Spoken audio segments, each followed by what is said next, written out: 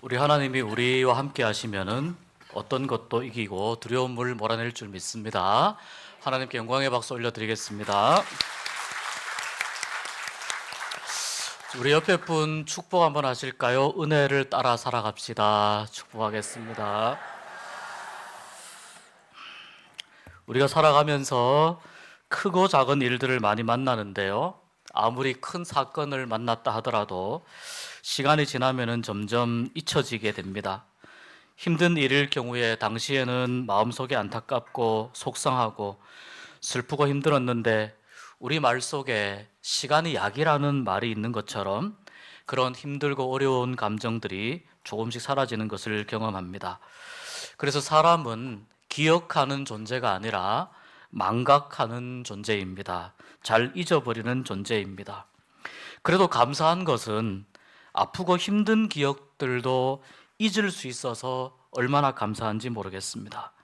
그 아프고 힘들었던 처음 그대로의 감정과 그 크기와 무게가 남아있으면 우리는 살아가면서 얼마나 힘들고 얼마나 많은 아픔과 상처의 무게를 가지고 살겠습니까? 그래서 우리는 이렇게 기도하면 좋겠습니다. 하나님, 잊지 말아야 할 것은 기억하게 해주시고 잊어야 할 것은 망각하게 해주세요. 우리 같이 한번 따라해 보시겠습니다. 하나님, 잊지 말아야 할 것은 기억하게 해주시고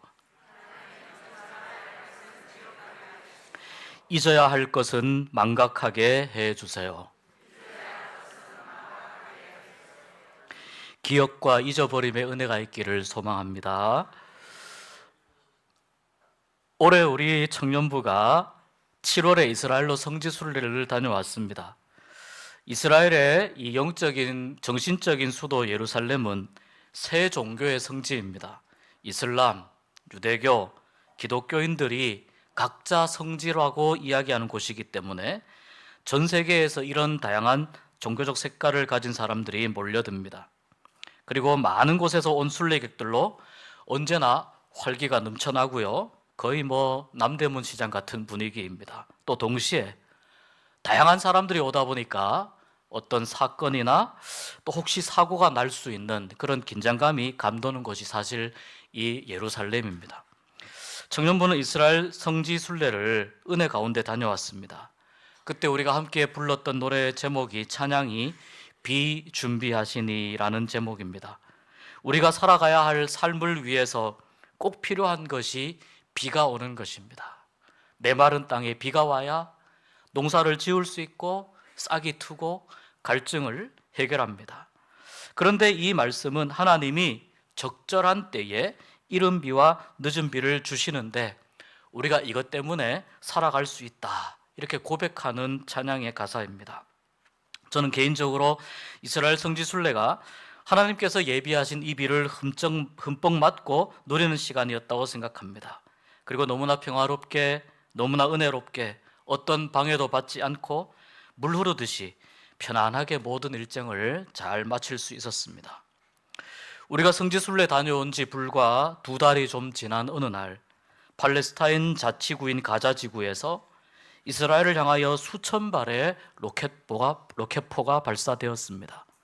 정교하게 만들어진 무기는 아니지만 워낙 많은 숫자의 하마스가 발사한 이 로켓포들은 이 이스라엘의 미사일 방어 시스템인 아이언돔을 뚫고 가자 지구에서 가까운 이스라엘의 마을들과 도시로 쏟아지면서 건물을 부수고 사람들의 생명을 앗아가는 엄청난 피해를 만들었습니다. 그리고 하마스 대원들이 이스라엘 영토 내로 진입하면서 무고한 이스라엘 시민들을 죽이기도 하고 수백 명을 인질로 잡아가기도 했습니다. 이 기습적인 공격에 이스라엘이 매우 격분했습니다. 곧바로 하마스와의 전쟁을 선포합니다. 미사일을 발사해서 여러 가자 지구를 폭격했고 또 대대적인 예비군 동원령을 발동해서 30만 명이 넘는 예비군을 동원했습니다. 지금은 이 하마스의 땅굴이 미로처럼 뻗어 있는 그 가자 지구 안에서 이제 지상군이 투입되어 가지고 열심히 지금 시가전을 벌이면서 하마스와 전투를 치르고 있는데 현재 양측의 사상자만 벌써 10,000명이 넘는다고 합니다.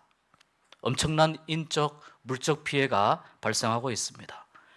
불과 3개월 전에 그 평화로웠던 이스라엘의 모습과는 완전히 다른 전쟁을 치르고 있는 이스라엘의 오늘을 보면서 하나님은 그럼에도 불구하고 안전한 시기에 우리들에게 성서의 땅을 보여주시기 위한 이른 비와 늦은 비의 은혜를 누리게 하신 것에 감사하면서도 슬픈 마음으로 하루속히 이 비극이 종료되기를 기도하고 있습니다. 전쟁은 어떤 이유에서든지 간에 비극입니다. 마지막에 어느 나라의 국기가 올라가든지 그 과정까지 다다르는 데에는 수많은 사람들이 피를 흘려야 합니다.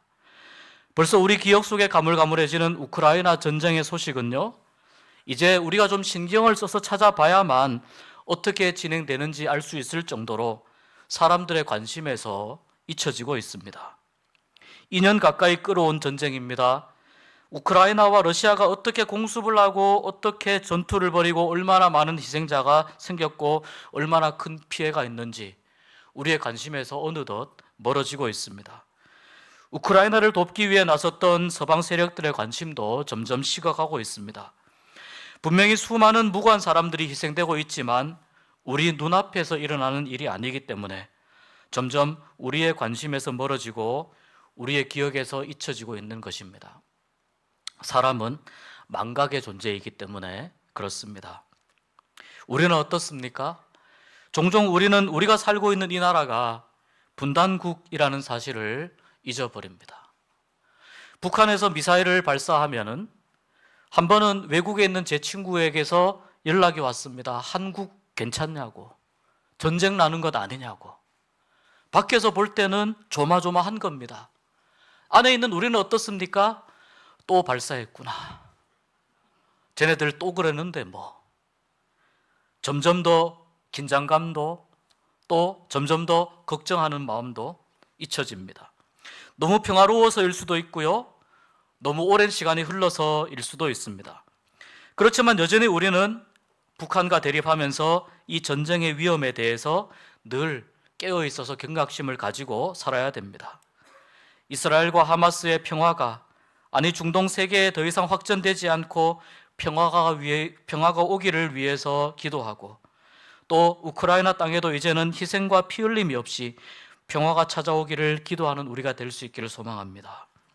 전 세계 어디에선가 또 우리를 위해 기도해주는 누군가가 있었기 때문에 사실 우리는 평화를 누리고 있는 것입니다. 그렇기 때문에 우리도 지금 전쟁과 기근을 겪는 나라들과 민족들을 위해서 기도하면서 또 기도의 빚을 갚는 우리가 되었으면 좋겠습니다. 한 10년 전쯤인가요? 2013년쯤에 조금 엉뚱하고 재미있는 영화가 개봉이 되었는데요. 보통 우리나라 이 남북 분단의 상황은 굉장히 다양한 영화의 배경이 되는 아주 좋은 소재입니다. 영화로 만드는 사람들이 이 한국의 상황을 굉장히 흥미로워합니다. 그런데 이제 이때 개봉한 영화도 남과 북이 서로를 경계하고 불신하는 그 상황을 설정을 하고 만들었습니다. 보통 적대국의 상황을 파악하기 위해서 첩자를 보냅니다. 이 영화는 남한에서 비밀 임무를 수행하기 위해 보내어진 북한에서 남한으로 넘어온 공작원들에 관한 이야기입니다. 영화의 제목은 은밀하게 위대하게라는 제목입니다.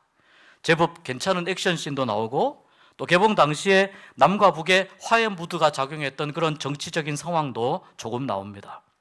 잘생기고 연기력 좋은 배우들이 참여해서인지 이 영화에 대한 몰입도도 나름 괜찮았습니다. 근데 이 영화에서 특이할 점은요, 이 남한에 침투한 공작원들 중에 주연을 맡은 배우가 있는데 서울의 어느 산동네에 이제 잠입을 해서 그 서울의 어느 산동네 그 마을에 잠입을 해서 살아갈 때 이 공작원의 컨셉입니다. 최고의 그 가장 우수한 공작원이거든요. 근데 그 마을 사람들하고 친근함을 쌓고 또 마을 사람들의 의심을 사지 않기 위해서 이 공작원이 어떤 컨셉을 가져갔냐면 바보 컨셉을 가져갑니다. 이 마을에 침투해서 사람들이 의심을 하지 않고 친분을 쌓으며 살아가야 됩니다. 북한에서는 최고의 엘리트입니다. 온몸이 무기인 특공무술을 익힌 특수부대원이지만 여기서 살아남기 위해서는 철저하게 자기를 감추고 바보로 살아야 됩니다. 동네 아이들이 돌을 던지면 날아오는 걸 알면서도 맞고 쓰러집니다. 바보 웃음을 지으면서 쓰러집니다. 애들이 놀리면 받아줘야 됩니다. 길을 가다가도 넘어져야 되고, 누가 머리를 때리면 한 대 맞아야 되고, 자존심 상하거나 몹시 창피한 일도 서슴없이 해야 합니다. 6개월에 한 번 사람들이 지나가는 길바닥에서 지저분한 일을 할 것, 이런 지령이 내려오는 겁니다. 그걸 해야 됩니다. 그래야 바보가 되니까요. 이 동네 사람들에게 나는 북에서 온 사람이 아니다. 그래서 동네 사람들에게 의심을 받지 않고, 그리고 북에서 오는 지령을 기다려야 되기 때문입니다. 보통 우리가 이 남북 대립 관계에서 침투하는 공작원들 보면 상당히 분장이 거칠고 무섭습니다. 쉬리 영화도 보면 그렇습니다. 그런데 이 주인공과 함께한 그 공작조들은, 주인공은 바보죠. 또 한 명은 고등학생인데 이 고등학생은 찐따 고등학생으로 나오죠. 또 그리고 또 한 명은요, 대형 기획사의 오디션을 보는, 기타도 못 치면서 연예인 지망생으로 살아갑니다. 자기의 신분을 철저히 숨기고 드러내지 않는 것입니다. 언제 이들은 자기의 진짜 모습을 드러내지 않고 북한에서 언제 날라올지 모르는 이 지령을 기다리면서 그렇게 살고 있는데, 문제는 남과 북이 대립하고 갈등하던 그런 분위기에서 조금씩 협력하고 화해하는 정치적인 분위기로 바뀌면서 이 공작원들의 역할이 필요 없어지게 되면서 영화 안에서 문제가 발생합니다. 자, 남과 북이 화해하는 그런 상황 속에 있다면은 이 공작원들이 무언가 테러라든지 이런 일들을 벌이면 급격하게 해빙부도가 다시 얼어붙게 되기 때문에 이 북의 지도자들이 이 공작원들을 쉽게 말해서 버리는 카드로 취급합니다. 너희들 더 이상 쓸모가 없다. 스스로 자폭해라. 이렇게 명령하면서 이 영화가 복잡한 방향으로 흘러갑니다. 영화의 제목처럼 은밀하고 그리고 위대하게 임무를 완수할 것을 손꼽아 기다렸던 이 주인공은 결국 자기가 믿었던 조국의 배신을 현실로 받아들입니다. 그리고 영화는 슬프지만 비극으로 끝이 납니다. 자기가 살던 세상에서는 가장 엘리트였습니다. 가장 뛰어난 존재로 손꼽히던 사람이 적대국인 남한에 와서 살아남기 위해, 그리고 남한에 적응하기 위해 바보로 위장해야 되는 다소 엉뚱한 설정이었지만, 자신에게 주어진 임무를 온전히 완수하기 위해 어떤 오해와 창피를 겪으면서도 끝까지 바보의 모습을 유지한 것이 참 오래도록 기억에 남는 영화였습니다. 그리고 영화의 마지막 장면에서 서로를 구하기 위해서 날아드는 폭탄을 안고 몸을 날리면서 희생을 합니다. 또 동료에게 쏟아지는 총탄을 자기의 몸으로 감싸 안으며 대신 총알을 맞고 함께 생을 마무리하는 장면을 보면서 저는 그렇게 하지 않아도 살 수 있는데, 투항하면 살 수 있는데 왜 그 살 수 있는 길을 버렸을까 하는, 살아갈 수 있는 길을 거절한 진짜 바보의 모습을 보았습니다. 그런데 이 바보 같은 모습이 오래도록 기억에 남는 이유는 아마도 누군가를 살리기 위해서 자신을 던진 그 마지막 장면이 엉뚱하게도 예수님의 모습과 겹쳐 보여서인지도 모르겠습니다. 사람들 중에 뛰어난 인물들이 많이 있습니다. 우리는 각 분야에서 뛰어난 사람들을 보통 천재나 고수라고 이야기합니다. 이번에 아시안 게임에서 보면은요, 배드민턴에서 금메달을 딴 안세영 선수 같은 경우는 정말 천재이면서도 열심히 노력하는 노력형 천재입니다. 얼마나 정확하게 계산된 움직임을 보이는지, 예전에는 자기의 천적이었던 선수와 시합을 하는데 서로 주거니 받거니 하다가 그 천적이었던 선수가 안세영 선수의 셔틀콕을 받다가 지쳐서 결국 포기하는 장면이 나올 정도로 정말 차원이 다른 그런 경기력을 보여줍니다. 탁구 종목에서 메달을 딴 신유빈 선수도 어릴 때부터 탁구 신동으로 불리면서 방송에도 많이 출연을 했더랬습니다. 너무 예쁘게 잘 자라주었고 또 실력도 훌륭하게 발전해서 이번에 이 복식 종목에서 금메달을 따게 되었습니다. 운동 좋아하시는 분들 아시겠지만 다양한 종목에서 세계의 정상에 오른 선수들의 그 실력은 사실 차원이 다릅니다. 저도 한번 국가대표급의 선수와 공을 한번 이렇게 쳐보았는데요, 구질이 너무나 다르고, 그리고 너무나 이 정말 상상할 수 없는 그런 구질을 구사해서 공을 한 번도 넘겨보지 못한 기억이 있습니다. 실력도 다르고 자기 관리의 방식도 다릅니다. 쉽게 넘어설 수 없는 실력을 가지고 있기에 우리는 그들을 넘사벽이라고 부릅니다. 다니엘 기도회 2일차에 간증하신 김인강 교수님, 비록 소아마비로 다리가 불편했지만 그 힘든 상황을 이겨내고 극복하고 수학계에서는 차원이 다른 모습으로 살아가고 있는 것을 우리가 봅니다. 이미 공부한 커리어도 다르고요, 또 이 생각의 수준과 또 사물과 학문을 대하는 그 태도 자체가 완전히 다르다는 것을 우리가 알게 됩니다. 그런데 이렇게 탁월한 학자인 교수님이 자기의 인생 가운데에서 함께 해주셨던 예수님을 이야기할 때 눈물을 흘리더라는 것입니다. 사람들이 생각할 때는 저 정도의 경지에 올랐으면 정말 이 세상에 어떤 오묘한 이치를 깨달았을 것 같은데, 그런 최고의 정점에 서 있는 사람이 예수님을 이야기할 때 눈물을 흘리더라는 겁니다. 하나님 나라에서 건강한 다리를 회복해서 살고 싶다는 그 소망을 이야기하면서 목소리가 울컥하는 것을 보았습니다. 학문의 맨 꼭대기에 다다른 분에게도 눈물을 흘리게 하는 예수님은 도대체 어떤 분이기에 저렇게 하실 수 있을까? 다양한 학문 분야에서도 가장 냉철한 지성과 이성을 소유한 이 수학학자의 마음을 감동하게 하고 울컥하게 하고 깊이를 알 수 없는 예수님과 하나님 나라에 대해 그리움에 젖게 만드는 예수님, 그분은 도대체 어떤 분이시기에 이런 분들에게도 눈물을 흘리게 하는가? 오늘 우리가 읽은 말씀, 3절의 짧은 말씀이지만 예수님께서 하신 이 말씀은 세상의 어떤 천재보다도, 세상의 어떤 사상가나 철학자보다도, 어떤 영보다도 뛰어나신 참 신이신 하나님께서 이 땅에 오려고 작정했을 때, 그때 하나님이 어떤 마음을 품고 어떤 마음을 가지고 결단하고 이 땅에 오셨는지 잘 가르쳐 줍니다. 24절 말씀에 이렇게 말씀합니다. 내가 진실로 진실로 너희에게 이르노니 한 알의 밀이 땅에 떨어져 죽지 아니하면 한 알 그대로 있고 죽으면 많은 열매를 맺느니라. 25절 우리 같이 읽어보실까요? 자기의 생명을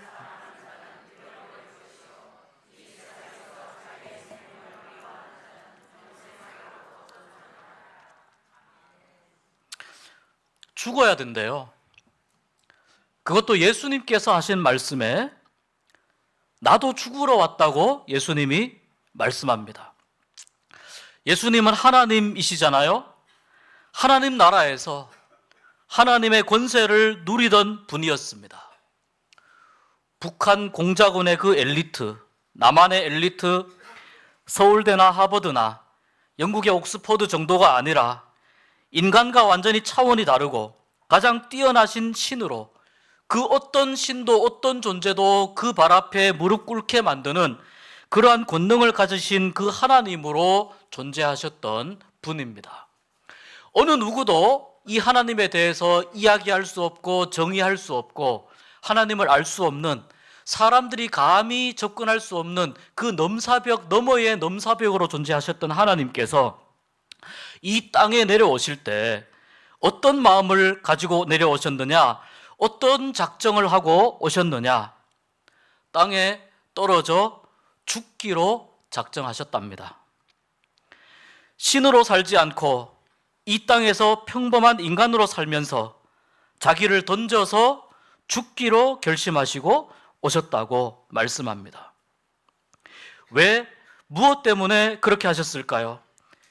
그렇게 살고 그렇게 죽으셔야만 우리 인간들이, 무지몽매한 인간들이 조금이라도 그 사랑의 깊이와 넓이를 이해할 수 있기 때문에 그렇게 하신 것입니다.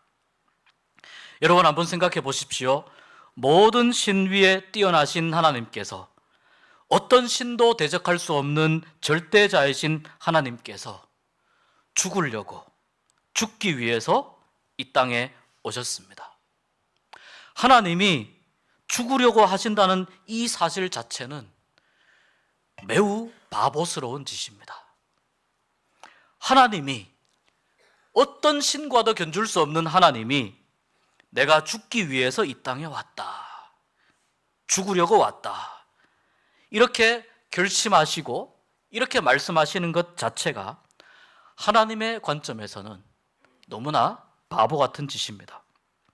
그런데 직접 자기의 목숨을 미워하고 자기의 생명을 미워하고 죽는 모습을 보여주셔야만 어리석고 바보 같은 인간들이 하나님이 이 땅에 오신 것이구나, 하나님이 이렇게 죽을 수밖에 없는 나를 위해서, 죄 많고 어리석은 우리 인간들을 사랑하셔서 우리를 죽게 하지 않으려고, 우리가 죽어야 할 죽음을 대신 죽으시려고 저렇게 하신 것이구나. 사람들이 보기에는 기적도 행하시고 또 병도 고치시고 또 심지어 죽은 삶도 살리시고 어떤 바리새인이나 랍비보다도 지혜로운 말씀을 전하셔서 탁월해 보이지만 예수님은 인간의 몸에 갇혀 계셨기 때문에 하나님의 관점에서 볼 때는 정말 바보처럼 살아가셨습니다. 여러분, 하나님이 사람의 몸을 입고 이 땅에 오셔서 하나님의 말이 아닌 사람의 말로 진리를 이야기한다는 것이 얼마나 답답한 일인지 한번 생각해 보셨습니까? 외국 사람들이 한국말을 배울 때에 한국말 참 어렵다고 합니다. 한국말에 비슷비슷한 개념을 가진 어휘가 너무 많아요. 한국 사람들은 들으면 다 구별합니다. 그 느낌을 다 구별합니다. 외국인들은 쉽게 구별하기 어렵습니다. 예를 들어서 검은색을 뜻하는 검다는 말을 사용할 때 한국말은 너무너무 다양합니다. 검다, 거무티티하다, 거무스름하다, 까무짭짭하다, 까맣다, 꺼멓다, 시커멓다, 새카맣다. 더 있을지 모르겠습니다. 제가 생각이 다 안 나서. 같은 사람들끼리도, 같은 사람들이 사용하는 언어도요, 이렇게 다른 언어를 배우기 위해서는 약간씩 다른 느낌을 표현하면 구별하기 어려운데, 하나님은 이 인간 세상에 오셔가지고 사람의 말로 감히 하나님의 언어를 어떻게 다 말씀하실 수 있었을까? 어떻게 사람의 말로 하나님의 생각을 다 표현할 수 있었을까? 그런 생각을 해보는 겁니다. 그러니까 하나님 입장에서 사람이 된다는 것은 신이 바보가 된다는 것하고 똑같습니다. 하나님은 인간이 되셔서 그냥 사람으로 사신 것이 아니고요, 이런 관점에서 볼 때 이 신의 입장에서는 정말 바보처럼 살다가 죽으셨습니다. 그래서 바보 예수라고 이야기합니다. 사랑을 하면 바보가 됩니다. 사랑의 원리가 그렇습니다. 내가 사랑하기 시작하면은요, 그 사람 앞에 서면 나는 이상하게도 바보가 됩니다. 하나님은 아무런 사랑할 가치가 없는, 어제 그 간증의 내용 중에 쓸모없는 존재라는 표현이 있었거든요. 너무나 마음에 와닿았습니다. 우리는 하나님께 어떤 존재냐면 죄만 짓고 하나님의 뜻을 거스르는 쓸모없는 존재들인데, 아무짝에도 쓸모없는 우리를 하나님이 사랑하기로 작정하신 거예요. 사랑하기로 결심하신 거예요. 그러니까 하나님이 우리를 사랑하려고 결심하시니까 하나님이 바보가 되신 거예요.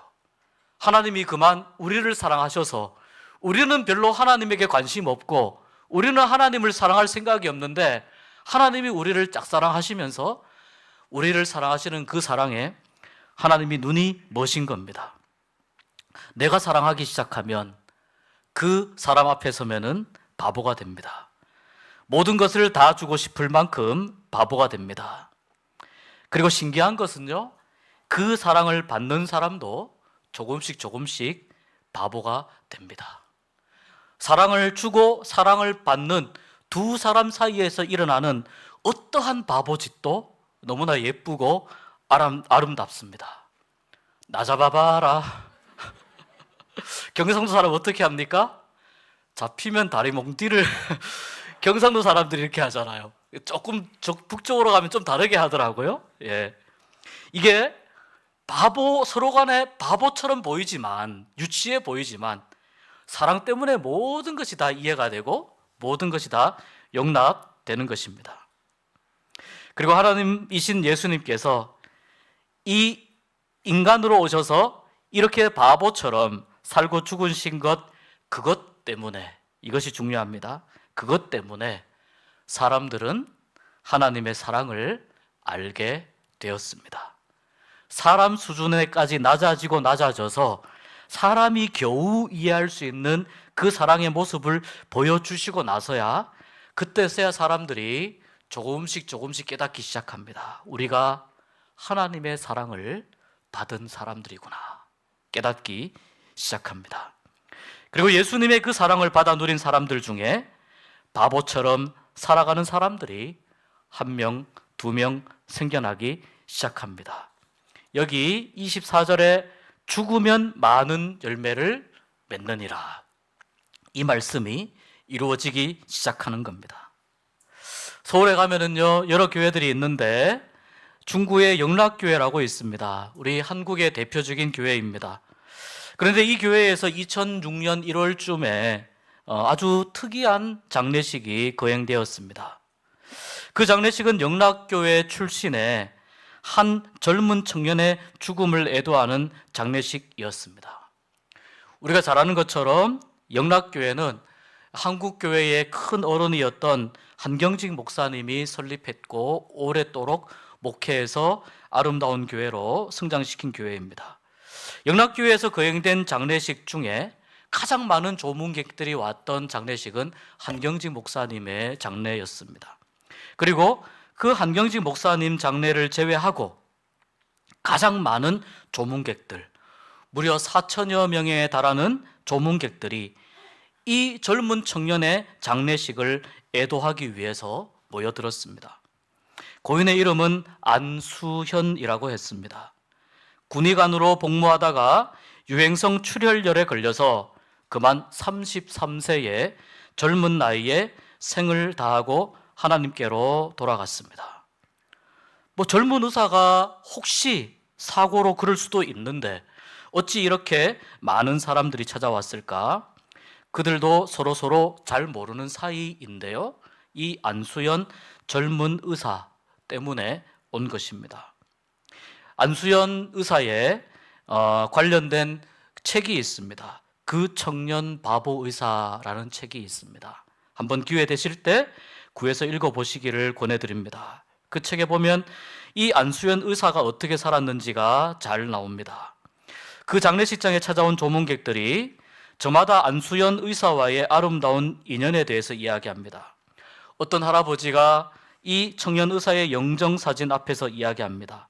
나는 이 젊은 청년 의사가 근무하던 병원 앞에서 구두를 닦던 사람인데 이 청년이 구두 닦을 일이 없는데도 불구하고 와서 구두를 닦아달라고 하고 또 필요 없이 돈을 더 많이 주고 나의 온손을 만지면서 할아버지 춥지 않으세요? 식사는 하셨어요? 할아버지 외로우시면 하나님을 믿으세요. 그러면서 예수님을 소개해주고 나를 붙들고 기도해 주었습니다. 또 다른 분이 사연을 이야기합니다. 근무하던 병원에 어린이 환자가 있었답니다. 안수연 의사가 돌보던 어린이 환자가 있었는데요.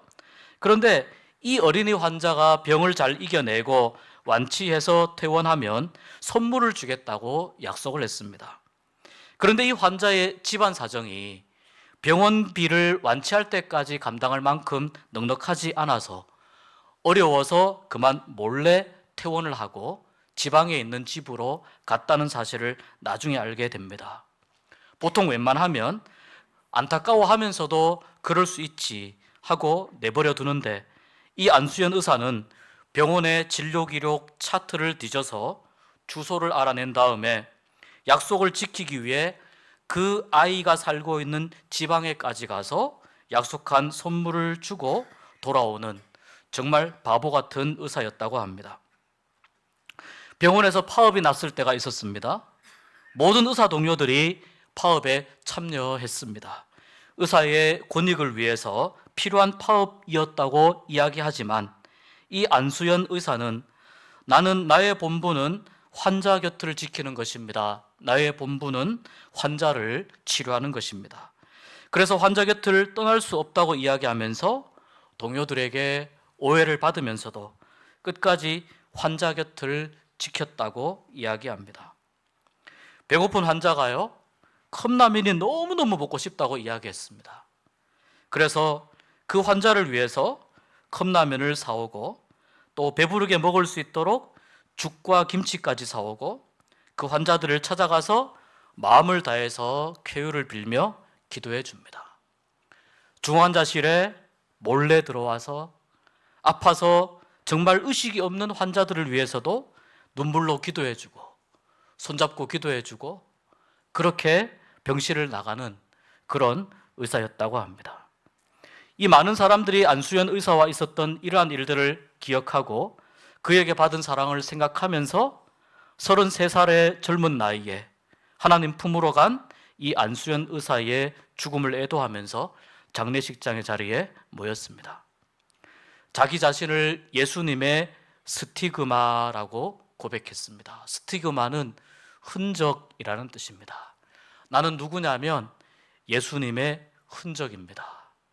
예수님이 그렇게 사랑하셨듯이 내가 그 사랑을 받고 보니까 나도 내 삶 가운데에도 예수님의 흔적을 조금이라도 보여줄 수 있을까? 예수님의 흔적을 나타내면서 예수님의 흔적을 그렇게 드러내면서 살 수 있을까? 나는 예수님의 스티그마입니다 고백하면서 예수님처럼 살고 싶어 했던 이 안수연 의사를 사람들은 바보 의사라고 부릅니다. 굳이 그렇게 하지 않아도 되는데 왜 그렇게까지 했을까?